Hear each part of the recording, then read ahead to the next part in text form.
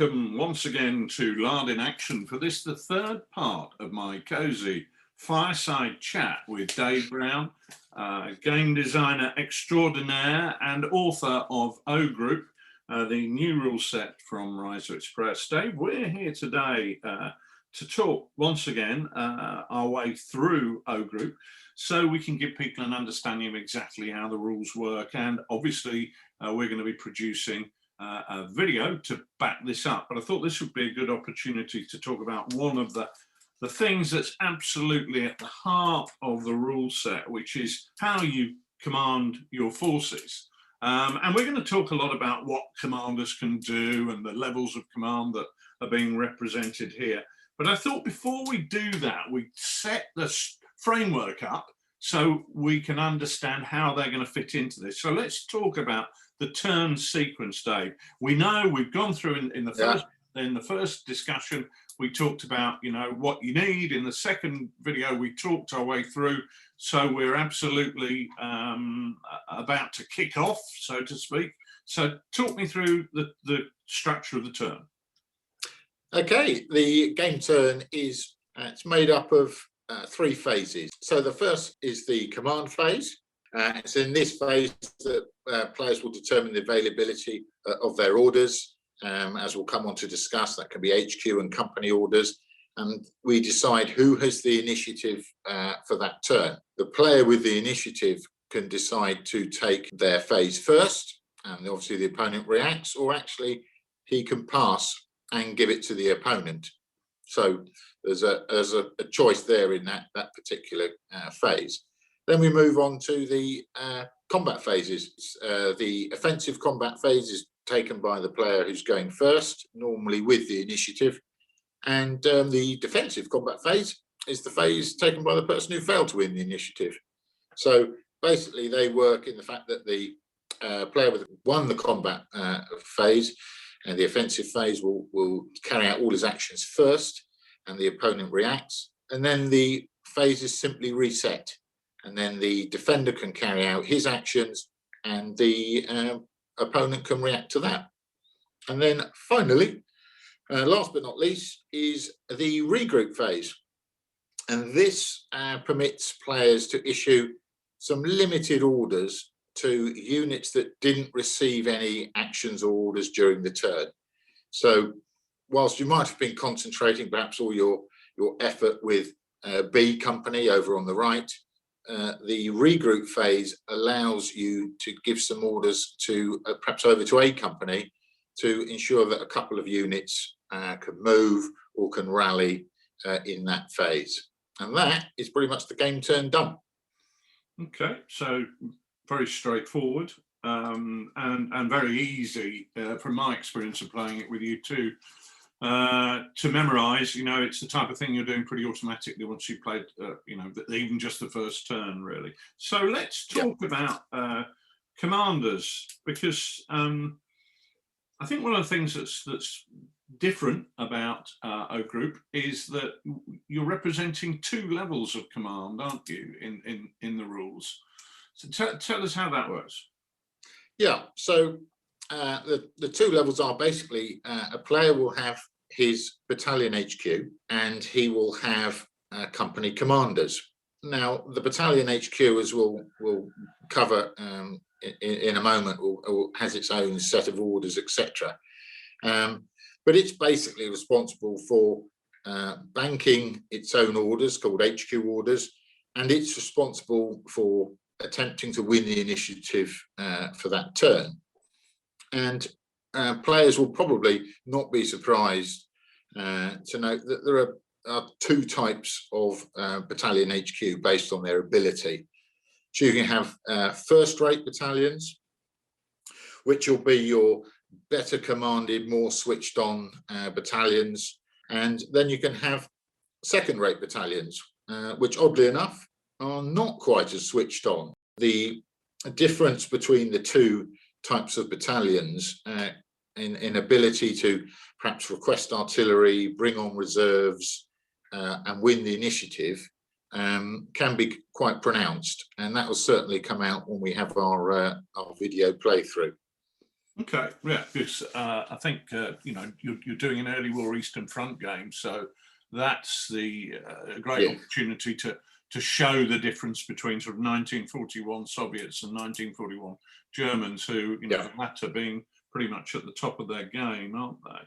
So let's talk about how that mechanism works. So what will a first-rate battalion be able to do? They will be able to recoup or gain HQ orders at a faster rate than second-rate battalions. And I'll cover that when we come to HQ orders. But basically, they get their HQ orders back pretty quickly once they've used them, or hopefully reasonably quickly. There's also the fact that they can request off-board artillery missions pretty much whenever they want. There's no restriction on requesting an artillery mission. Of course, whether they get it immediately is another question, but at least they can request it when they want to do so. And as touched on before in the previous video, German and US first-rate battalions have what's called our flexible reserves doctrine. So unlike other battalions, they don't have to allocate resources to their companies up front and stick with it. They can allocate resources and supports to their companies as the game progresses. So they're much more flexible in the releasing of those reserves and the releasing of those reserves to particular companies. The second-rate battalion, that's obviously a lot more rigid. You know, they have to allocate their reserves before the game starts. Yeah, which obviously is a game mechanism to, you know, allow us to represent two different types of units. right. So their ability to hold a reserve and to influence the initiative is simply slower, i.e. reflecting the fact that they're slightly less flexible in their command responses. And added to that is the fact that they are limited as to when they request artillery support. So unlike first rate, they have to wait till their HQ orders are at a certain level before they can make artillery requests. So again, it reflects the increased time delay of second-rate battalions' artillery response. Okay, so can you explain to me, how do I get my orders that I can then use? Okay, so at the beginning of each turn in the command phase, both players will roll what's called their battalion O group dice. Okay. And for a standard battalion or in a standard game, this will normally be about 9. Right. It could go up to 10 if you've got a large battalion, or it could even be down at 8 if you've got a worn battalion. But normally it's 9. So this is actually mirroring, if you like, the 9 dice that we rolled in the last video, and I've got 9 dice here. So shall I roll them and we'll see what I get? Yeah, well, that's it. Well spotted. That's it. Go for it. So I like this is the best bit of talking to you, Dave. I get to roll some dice. So I've got 6, 6. Let's take these out. 6, 6. Oh, it's a funny old roll. It's 6, 6, 4, 4, 3, 3, 2, 1, 1. So if let's say I'm a first-rate American battalion commander, what is that going to allow me to do with that hand of dice? So we'll go through them. 2 6s. What does that do for me? Right, 6s represent your HQ orders. Right. Okay. So those 2 6s would increase your HQ orders, oddly enough, by 2. Right. Okay. So do I start off with any in hand at the start of a game? Yes, that's if you notice from the previous video, the attacker will generally start on 3. Obviously, players can vary it, but the standard game is 3. Yeah. And the defender will be on anything from 2 or 1. Because if you recall, the opening barrage did impact upon his HQ orders. So, okay, so if I was on 3 to start, I'd take this pair of 6s and that would put me up to 5 HQ orders straight away. Correct. Yeah, that's it. Yeah. Okay, now what happened if I was already on 5 and I rolled 2 6s? Would I be on 7 or what? No, well, 6 is the maximum. Oddly enough, it makes it simple in the fact you can just put a dice down next to your HQ. So would I have lost that other 6? Would that be No, that class? 6, any excess that you get just are simply converted into a score of 5, 4, 3, or 2, which are your company orders. So it automatically becomes a company order. Okay, so I don't lose it. It just becomes a different sort of order. So I actually don't have any 5s, but I've got 4, 4, 3, 3, 2. So they're all the same, are they? 2, 3. Yes, 4, yeah. Everything from 5 to 2 is what's termed as a company order. Right. And those are your standard orders that players get every turn. Right. They're not able to be banked or saved. They're just there for that turn. And they're the orders that people issue via their companies or company commanders, simply to order units to fire, to move, to rally. Okay, good. So this is the double level of command within our hand of command dice. We can see that we're creating some orders for battalion HQ and we're creating some orders for the company HQs, which is good. So I've got a pair of wands though. What do they do? Now, presumably, this isn't going to be good because we know from the initial setup that wands are not your best friend. So what do the wands do? Yeah, wands simply represent your friction, or they're no orders. Right. So I just lose them.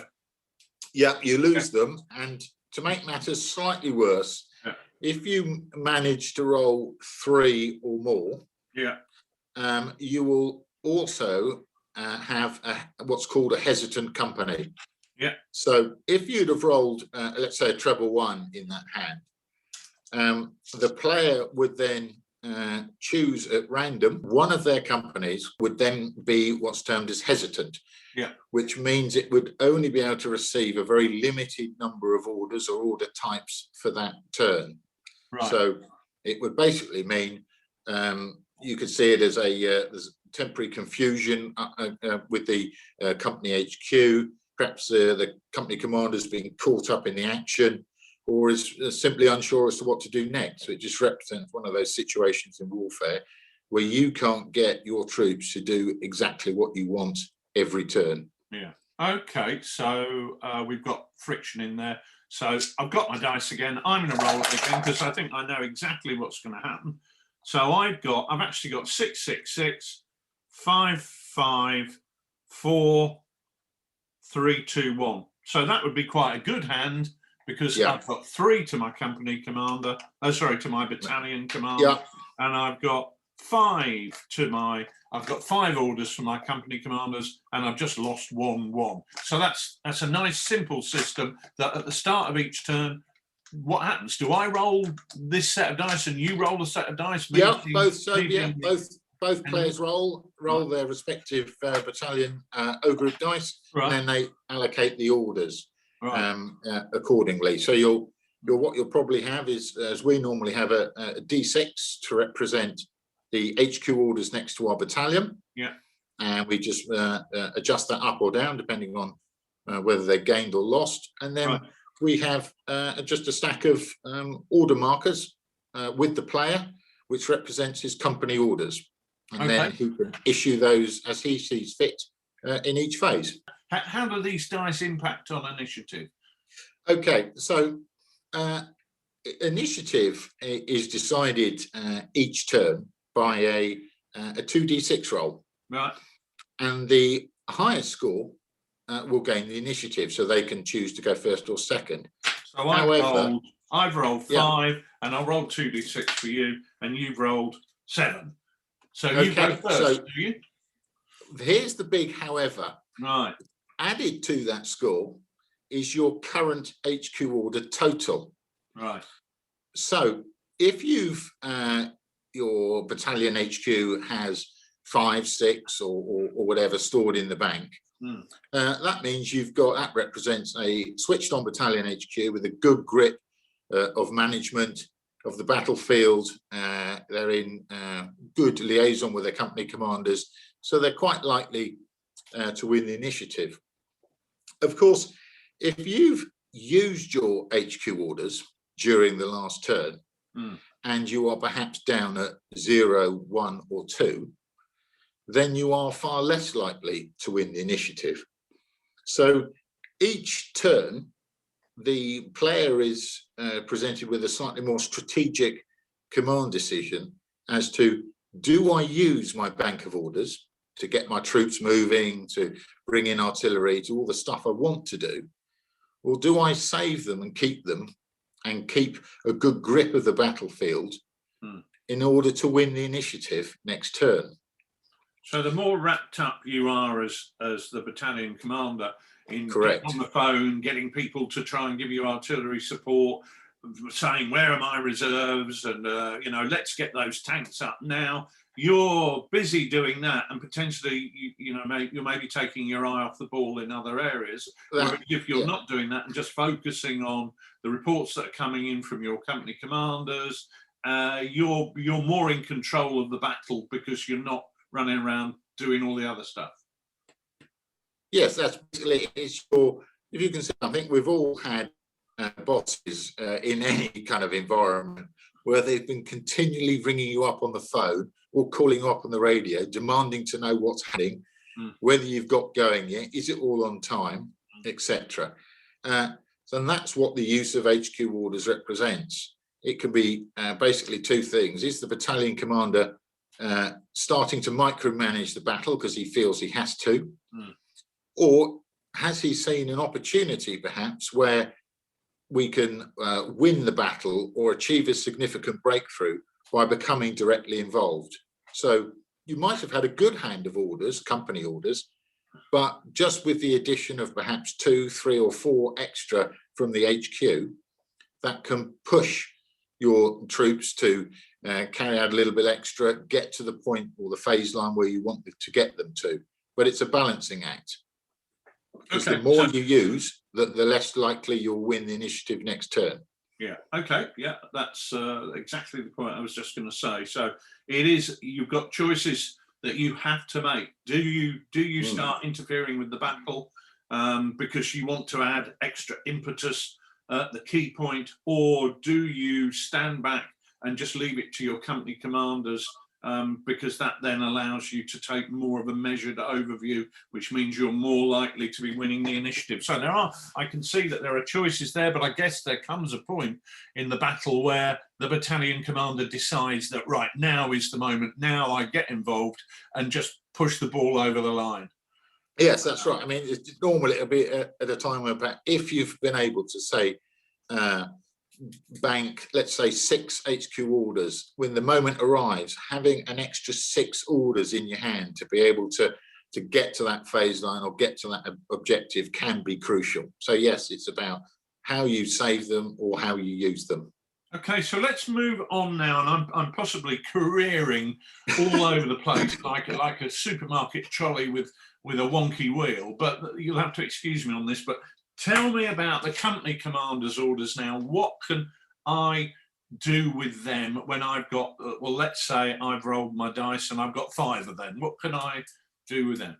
Yeah, these are the orders that a player will have in his hand. So let's just assume that you've won the initiative and you've got the offensive combat phase, and you're going first, as it were. Yeah. So that will enable you to issue an order to a platoon or a section, depends how you want to do it, to order them to fire, to move and fire, to recon. Perhaps you want to deploy off a combat patrol or move a combat patrol, and they can be also used to call in your battalion mortars, bring reserves on at the table edge, or of course request off-board artillery. But basically it goes along the line, if the order is fairly straightforward, it will probably cost you just 1 order, but some actions that you would request, such as off-board artillery, could be more expensive, so they could cost you 2. Okay, and how many orders will I typically have in a turn? It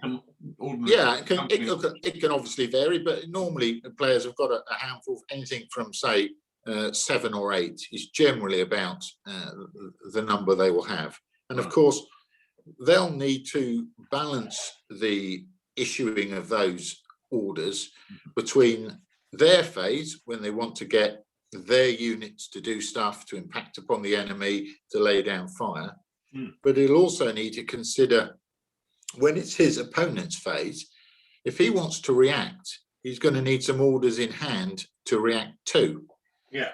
So if you spend all your orders trying to get all your troops to do the stuff in your phase, yeah, you might end up with nothing left in the bank to respond to enemy actions, because if you recall, every action carried out by the phasing player does potentially open up an opportunity for the reacting player to issue a react action. So if you fire at him, he's got an opportunity potentially to fire back at you. Which of course is great to have that degree of capability in your opponent's part of the turn to get involved and react and respond to what they're doing. But if you're the defender and you spend all of your orders, then you're effectively losing the battle of the OODA loop, because all you're doing is responding to the enemy and not being able to dictate the run of the battle yourself. Yeah, yes, it's exactly that. So if you don't, if you either don't save enough orders or don't impose yourself enough in your phase on the enemy, i.e. by inflicting shock or causing casualties, if you just sit back, yeah, you are outside the loop, and the battle is being dictated to you. And if likewise, if you've spent all your orders in your phase and your HQ orders are very low, down at 0 or 1, you are completely outside the that loop and at the mercy of your opponent. He can actually just maneuver units around the field at very little risk to himself. So it's always worthwhile to have some orders in reserve at any one time. And of course, your battalion orders are there to do that in a big picture sense, but your company orders are also there that if it's your phase now and then it's going to be your opponent's phase next, you probably want to keep some of your company orders back to respond to that, because obviously keeping your HQ topped up with orders is an important thing if you want to keep maintaining the initiative and keep dictating the run of play. Yes, and there's also the consideration that perhaps unlike other game systems, just because you carried out an action in your phase doesn't prohibit you from having a reaction when the opponent has his phase. I think there's other sets of rules that basically you're on Overwatch because you didn't perform an action. Yeah.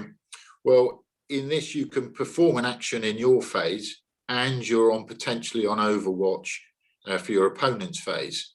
So when it comes to maneuvering, you never know which units that the opponent will basically decide to react for against you. So you can't see what units are on Overwatch. They potentially could all be on Overwatch, depending on how many orders he's got in his hand. Yeah. So it's a very careful balancing act with how you use your orders and how many you use to react to.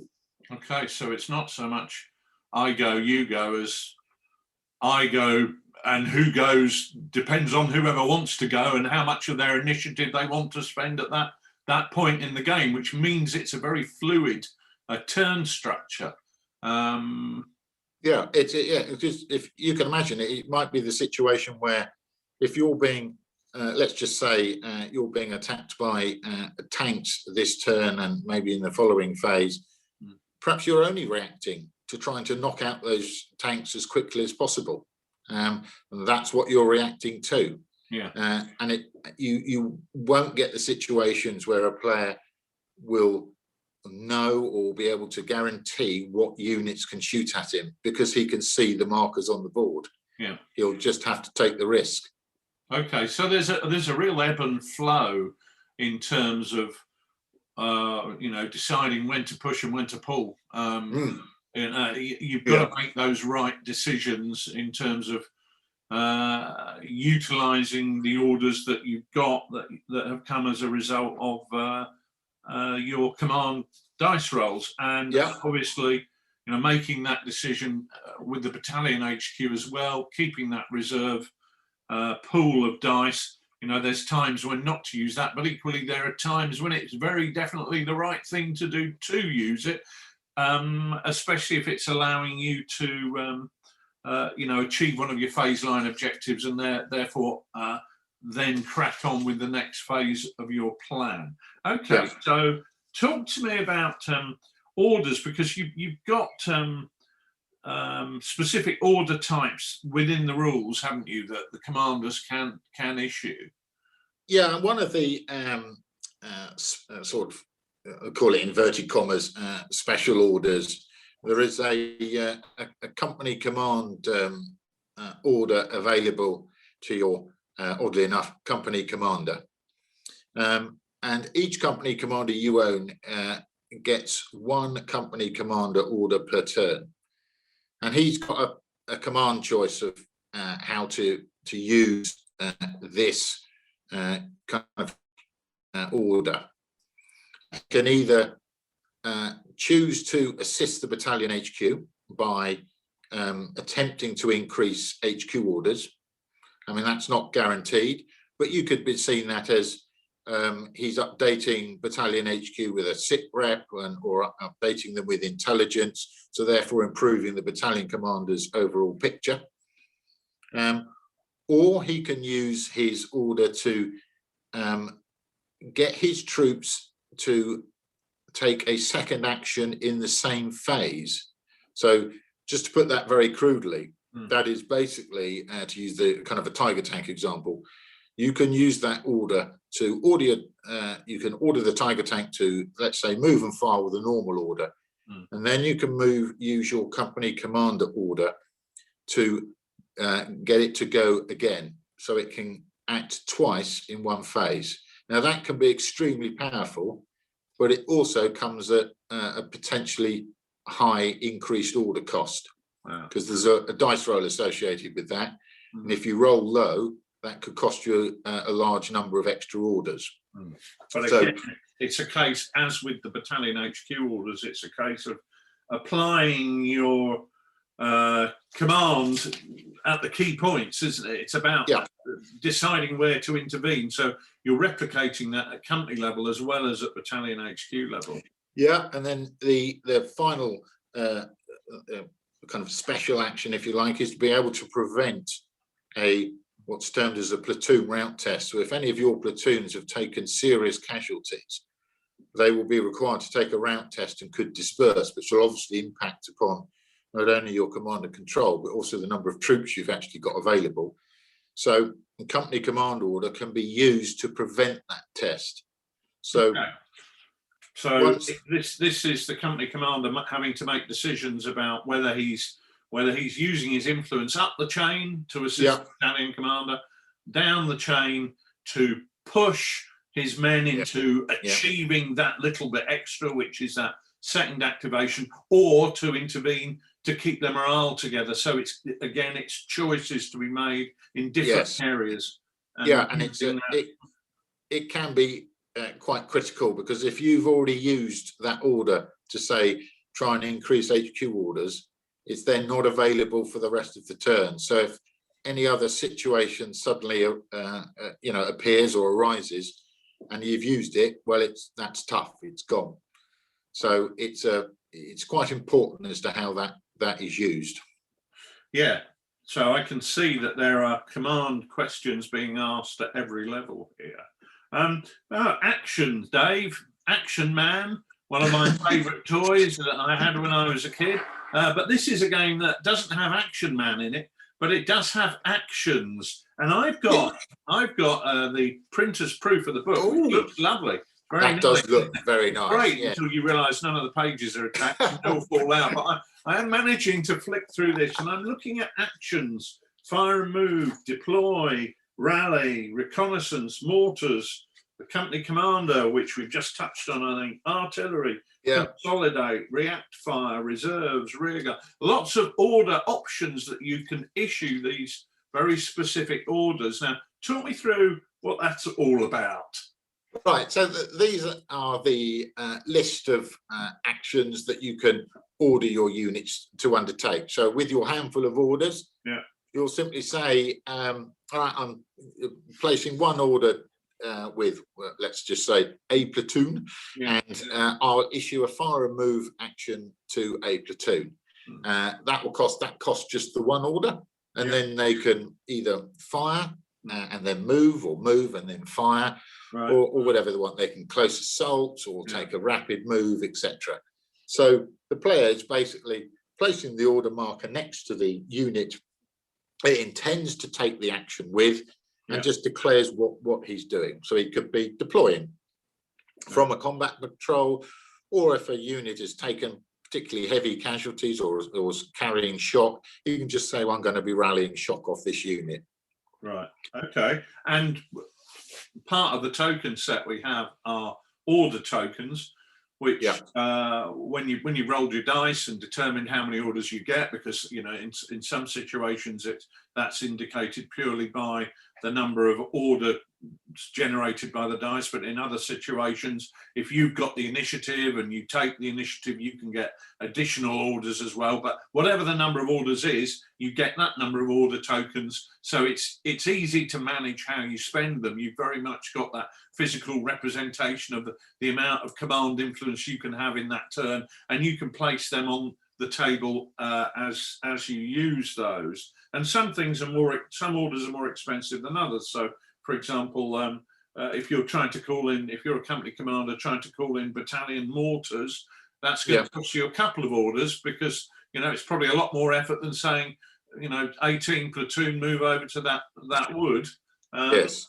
And again, if you're trying to call in artillery, that's costing numerous orders, and also deploying reserves. Talk to me about the deployment of reserves, David, because that's key in the game, isn't it? The fact that not all of your troops are on the table initially, because that's intentional. It's part of the plan. We've got phase lines and objectives here. How would I deploy reserves onto the table? Who would call them on? Yeah, well, that's again, it sits at both levels. So you could have the company reserves are just deployed by the company commander. It's still the player, but it's effectively under his command. So he could issue a deploy action, which he could bring troops either on at the rear table edge, which is the standard stuff, or he could deploy appropriate units onto his combat patrols.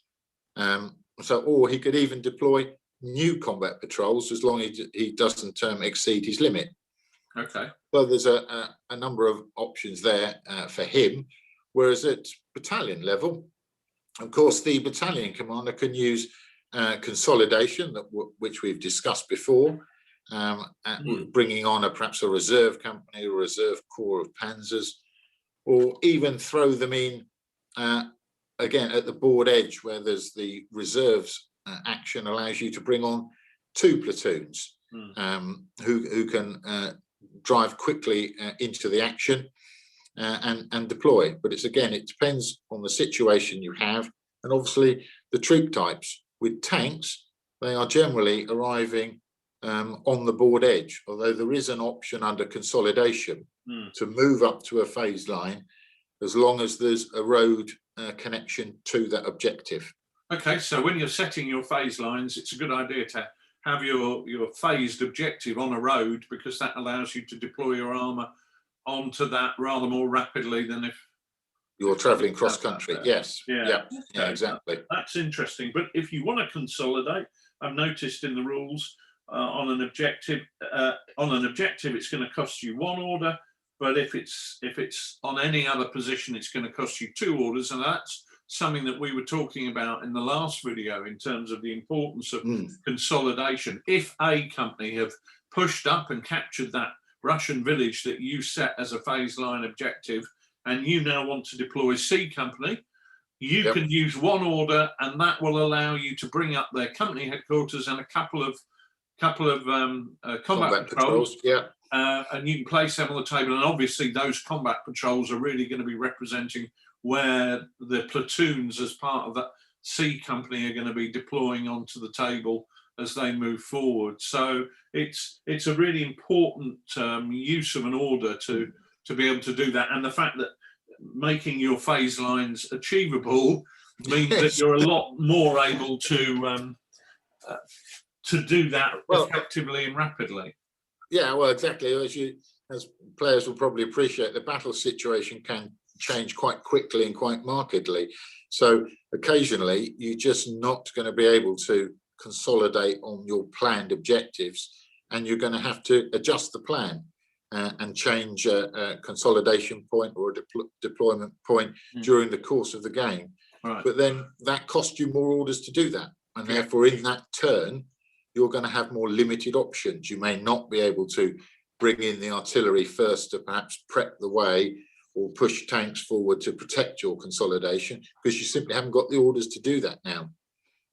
No, sure. Okay, great. So what we're seeing there, as I've said, is you know, at the dual command level, where you're actually taking charge of both the battalion commander, but still making those tactical decisions at company commander level that are so important. And there's also that obligation to look at the number of orders that you've got in your hand when you're the attacker and you've got the initiative in a phase, and you think, right, I've got a fistful of 8, 9, whatever orders here. If you spend all them in your own phase, you're not going to be able to respond and react to what your opponent is going to be doing in their phase. So you've got to make a serious decision about how far do I push this. And again, there are going to be situations where you say, right, well, I am going to use all of my orders because I really want to achieve what I want to achieve in this turn. But equally, there are going to be times when you're going to have to say, I'm going to hold back 3, 4 to allow me to respond to what I think my opponent's going to be doing. It depends how much you are in control of maintaining the initiative, doesn't it, really? Not in terms of rolling a dice, but in terms of personally forcing getting inside your opponent's decision-making cycle and making him respond or her respond to you, obviously. Yeah, absolutely. If you are being successful on the battlefield and dictating events to the enemy, then you're much more likely to be able to use the orders at the time of your choosing, and not being forced to use orders at the time of the enemy's choosing. So if you had a successful phase, offensive phase, where you were able to suppress or significantly damage various enemy units, then you've imposed your will on the battlefield, because his response is probably, or most likely, going to be having to rally all those units or regroup them or pull them back, and he's not dictating his strategy to you. So you're always on a enhanced position and in a better command situation. The good thing about, I think, the command and control system is that although it's quite simple, there are quite a lot of interconnecting parts. There are, yeah. It's very nuanced, and as a result of that, it's that makes it a very interesting part of the game. Yeah, you're always, well, the thing about it, isn't it, is you're always having to think about what to do and what to do next. Yeah. And if you don't think, you're going to get screwed. Okay, which of course is replicating exactly what we read about when we read those accounts that are talking about that OODA loop and getting inside the decision-making cycle, and that's a big part of the game. But we're seeing that embodied in the way you're having to choose to use your orders. David, I think this is a really, really interesting system, and my hat goes off to you, because I think it presents some really interesting game challenges. But I think better than listening to us blather on about it, a great idea would be for people to get an opportunity to watch you doing this on Lard TV. So thank you very much for joining me to have this conversation. It has been really interesting, and I hope people have enjoyed it. But I think giving them a practical demonstration of your ability to dominate the battlefield Oh dear. will be probably a better way for them to learn exactly what we've been talking about. So thank you for your time, and thank you to everybody who joined us to listen in, and we'll have more for you very soon. Thank you.